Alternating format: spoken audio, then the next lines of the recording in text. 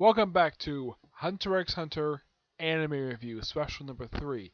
This one reviewing the 374th chapter of the Hunter x Hunter manga. I should apologize though for my appearance in the last couple of videos. Look like I had something like black on my goatee. Yeah, it was dirt, so I cleaned it up, so I'm perfectly fine. I apologize for that. When I took my shower after I did some lawn work, I missed that area. I apologize. I've since cleaned myself up and I'm now better. Alright. With this particular chapter, and this is a very slow paced chapter, mind you, yeah, the chapter starts off with a conversation between Karapika and this body and this other guard for the one of the princes. Yeah, and this phone conversation takes up a good like 50% of the chapter. Yeah, and he frequently kept saying, "Don't underestimate, don't underestimate, don't underestimate, no, blah blah blah blah," like arguing back and forth. Yeah, this takes up a good like I'd say the opening like 5 pages of this thing. Takes up like one, two, three, four, 4.5 pages this conversation took up. Yeah, it's one of the most bizarre and jarring things to see. I mean, usually you have a phone conversation in a manga. Usually it's pretty interesting. You have a pretty interesting conversation. This conversation, I felt kind of bored reading this thing. And for the most part, it's just Kurapika talking to the guard, confirming some stuff, what's going on.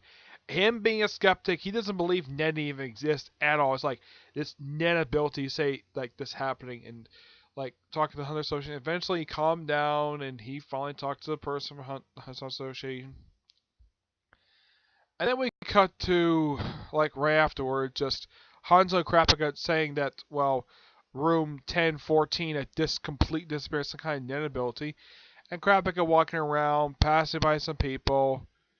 And there's also mentioning here at about the halfway point of the chapter where it says it's been 37 hours and 30 minutes since they left since the departure. So this has been going on for roughly 2 days, almost 2 days now. Yep, 2 days.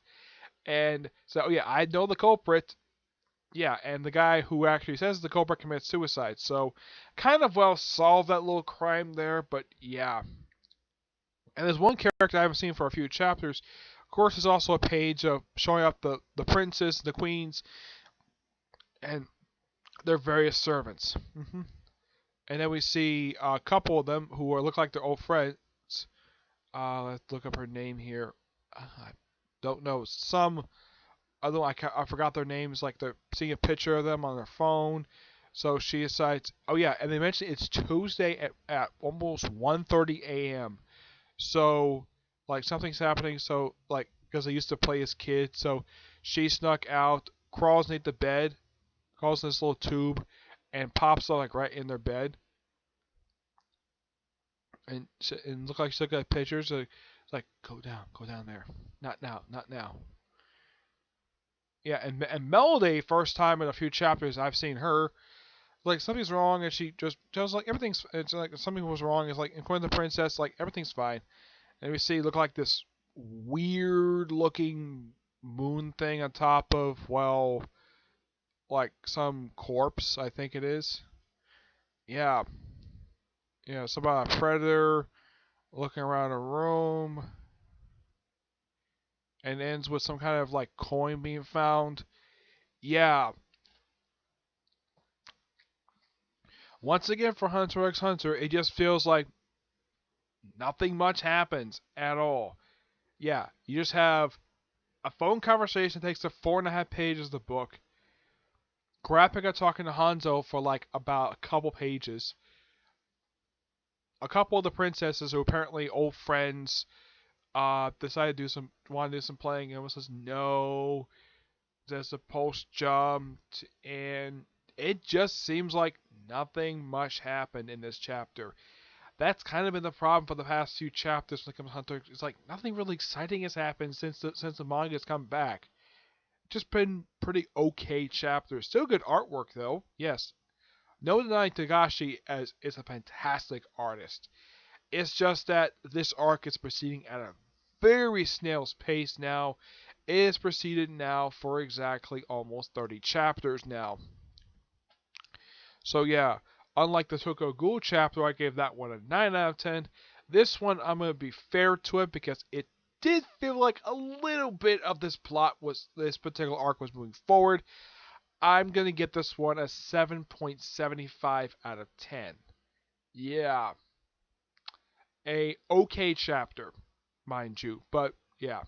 So that's it for this episode. Stay tuned for whenever I get a chance to do what. Stay tuned next week for a special number 4, where I discuss the 375th chapter of the manga.